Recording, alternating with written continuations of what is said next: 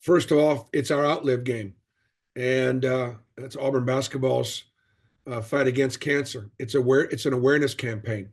Every time people hear about Outlive, it's just a reminder that the best way to outlive your cancer is to detect it early. So we got to get checked. To that point, the Mike Slive Foundation will be down from Birmingham, and they'll be doing PSA screenings for prostate cancer. But men, you know what you need to do as far as your colonoscopies when you get past 40 years old, and the different screenings that need to take place. Uh, uh, Women know what they need to do as far as their mammograms and breast cancer. And the whole point is just don't look at that rash on your skin and think it's nothing. Go get it checked. It probably isn't anything. And a reminder, the best way to outlive cancer is to detect it early. The second thing is whether you go to outlive.com, and appreciate you guys, putting that out there through the Bruce Pearl Family Foundation. 100% of everything that comes into our foundation goes back out to patients that are battling cancer. It's not for research. It doesn't go for brick and mortar. It goes to pay a mortgage for a family who has had to miss time at work because of chemo and radiation. It goes for medication that maybe might be too expensive for a family to afford and is not covered by their insurance.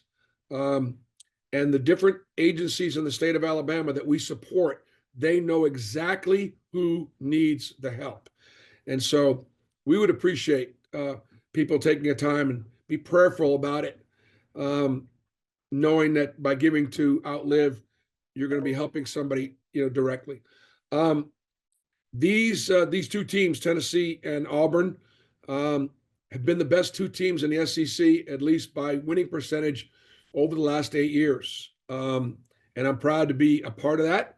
And even in some smaller, lesser way, also proud that I was at both Tennessee and helped get that thing going a little bit. And now here at Auburn, got such great respect for Coach Barnes and their coaching staff. And he's done an amazing job with that Tennessee team. They play as good a defense as anybody in the country. Their field goal percentage defense, their three-point defense, they're one of the best offensive rebounding teams in the country, and they're really shooting it really well from three. They've got 3 or 4 guys that can really, really knock it down, and it's a tough cover. Only 4 teams have scored 70 points or more against them all season long. Like us, they play an incredible schedule, and so we're gonna have to be, at our best. So excited about College Game Day being here. We're the only school in the country that can say, at least at this point, that College Game Day has been on our campus 5 years in a row in college basketball. Now, if they go back to Duke later on this year, they go back to Kansas later on this year, that they can say the same thing. But still, to be in that company, it speaks to the incredible home court advantage that we have at Neville Arena, the best home court advantage in all of college basketball, thanks to the Auburn family. And we're excited about having college basketball, ESPN, and the College Game Day crew here in Auburn. I'm happy for our players who have worked so hard to get that visibility. Happy for our student body and our university as well.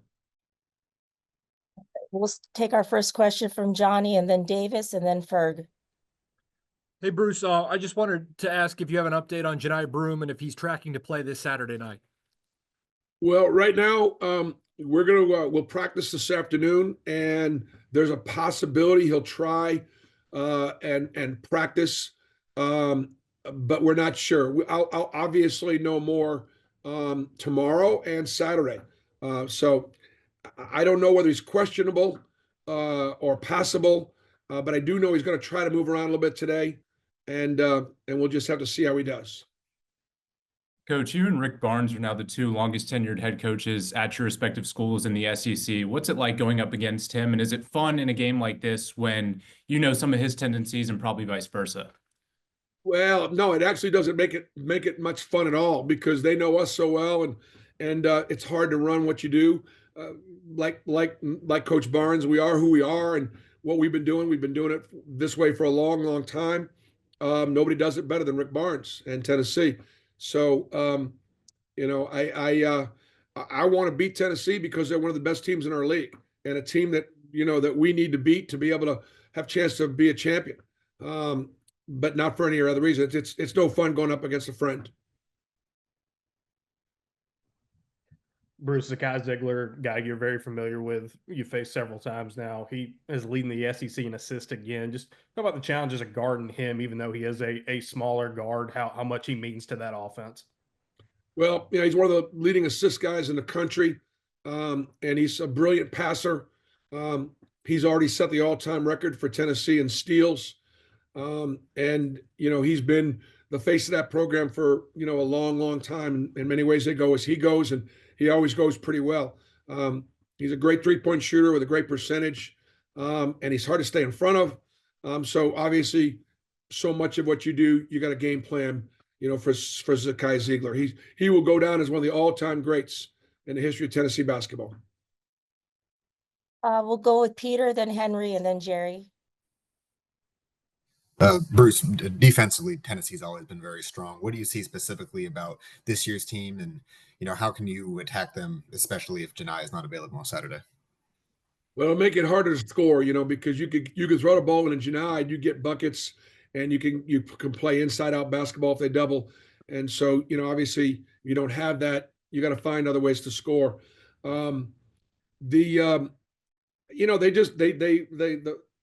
a system of defense where they're able to guard everything. They do it with great ball pressure. They do it by, extending catches. They do it with athleticism. They don't take possessions off. They're going to have, they'll be, everything we do will be extremely well scouted and fits within the framework of what they guard. And so it'll come down to being able to execute and, make some tough shots. And, you're just not going to get anything easy against Tennessee. They're very physical offensively, very physical defensively. And you've got to be able to handle that physicality on both ends of the floor. Bruce, obviously with Janai out, y'all have had to rely a bit more on guys like Jaheim Hudson, Chris Moore. Obviously, they're not the biggest stats guys, but can you kind of describe the impact they have had? Well, yeah, I think that everybody's had to step up. And, I think that, last week, without the player of the year and our best player, or player of the year candidate, right? To beat two teams that are nationally ranked and to go to beat Georgia at Georgia, who had won 13 in a row at home. Road wins are really hard to get in our league. And so to be able to do that without our best player does speak to the depth and the breadth and the balance of our team. Obviously, Taha Pettifer was incredibly special, and he has been so many times against the best teams in our schedule. Miles Kelly continues to be like the most consistent guy for us on the road. Every single road game he has, delivered. Chad Baker had a great second half. We all guarded. And Dylan Carwell had impacted the game with his defense and his block shots and his offensive rebounding in a huge way. I believe we were plus 18, with Dylan on the floor, and we only got 4 points from Dylan and Chaney, and yet we're able to win that basketball game. But we don't win the game without Jaheim Hudson. We just don't. He plays 18 minutes in that game. He played really good defense. He kept Georgia's size off the boards. And that's what a team is all about. Like no matter what happens this year, no matter where we go, what we do, we would not have beaten Georgia at Georgia without Jaheim Hudson. Jerry, and then Nathan. Hey, Bruce, have you and Rick Barnes have time to speak this week and in previous years? What are those conversations like before a head-to-head matchup? Well, Coach Barnes and I will visit more in the off season. And your coaches, we don't coach it. At least I don't have much interaction with coaches during the course of the season. Every now and then you'll text somebody after a great win or some kind of historic achievement, but we'll save the interaction for the off season. Bruce, without Janai, I know, assisting and moving the ball on offense is something you guys want to get back to a little bit. How do you kind of see that department needing to pick up after the last two games, only single digit assists for you guys, or is that not a concern of yours? Well, I mean, a lot just depends on, on how we're being guarded. It doesn't really, doesn't mean that we're not sharing the ball. Part of, let's just say, if you said single digits, we didn't make as many baskets, so therefore we had fewer assists. And Janai is one of our better, I think he's second on a team in assists or close to him. So obviously you're missing a big playmaking, part of our offense, and a lot of the baskets that we get are from Janai's passing. Berg, and then Johnny, and then Julian. Bruce, Chaz Lanier this year for them has kind of stepped up in what they lost in Connect in terms of scoring. Just what do you see from him as a transfer who's had some really big outputs this year scoring the ball?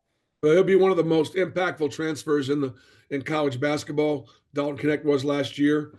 Miles Kelly certainly is for us this year. And he's got great size like Dalton, incredibly quick release. And he's made big shots. He's made contested shots. He can shoot it from three. He's got a mid-range game. He's, you're going to play for Coach Barnes. He's improved his defense. So, he is a definite guy that can win games for them. They need him to be shooting. They need him to shoot the ball well, and shoot a good percentage. And they haven't lost very often. And in some of the games, they only lost a couple times. And on one of the times at Vanderbilt, he still scored pretty well. And then one time at Florida, he didn't shoot it very well. But he's been someone that Coach Barnes trusts, and they've been able to count on. Bruce, you've played so many good teams out of conference this year to get you ready for this SEC gauntlet. Do you feel like that has paid dividends in some of these closer games like South Carolina and Georgia? Yeah, I probably have. I mean, the Houston game was a last possession game. The Iowa State game was a last possession game. Duke came down to, a last couple possessions. And so, yeah, the more you play in those games, the more experience you have. You can't simulate that always in practice. Now, we've not always finished as well as we needed down the stretch. We've missed some free throws. We've had a couple of turnovers against pressure. And we've had some guys be able to get to the rim against us late and had some defensive breakdowns. So, but all that said, we hopefully have learned from them and those experiences, and we can learn from them and improve on them. Coach, you kind of said a little bit earlier in terms of the physicality that Tennessee will bring. Look at the two losses they've had. The other teams have won the battle on the boards and meeting them there. What has the message been in terms of meeting that physicality? How big of a test is this that your team can win a slugfest against a really tough team? Well, Florida is one of the best rebounding teams in college basketball. So, you go in there, that game, that's a must. And Vanderbilt, they're really able to guard, and they make some shots. And I don't think you necessarily need to beat Tennessee on the boards. You just can't let them beat you on the boards. Berg. Yeah, Bruce, following up on that, Dylan did a really good job on the offensive boards against Georgia. A lot of second chance opportunities. How have you seen him? You're talking about everybody stepping up. Have you seen him step up with Janai out, knowing he's got to play more of that five and bring it as a rebounder?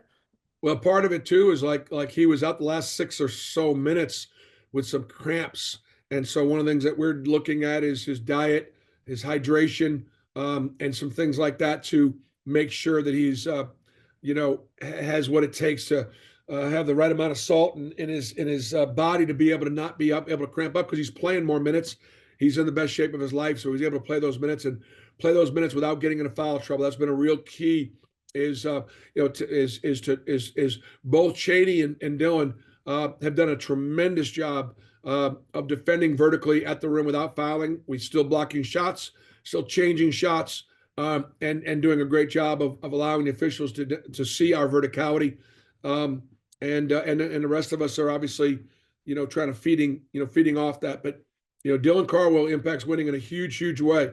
And there are so many things that Dylan does in the college game that translates to the NBA, in the sense that as a finisher, and I don't know that Dylan Carwell does not get enough talk about, like, the National Defensive Player of the Year. He won't block enough shots to win that award. He won't have enough steals to win that award. But if we can keep on winning, and we can keep on pointing that out, you just ask coaches around the country, anybody he plays against. He's the best defender in our league. That's a strong statement, but he just is, because he does it on the inside, he does it on the perimeter. It's not a knock against anybody else, but he can guard 1 through 5, and defense and rebounding win championships. And we've got the best in our league.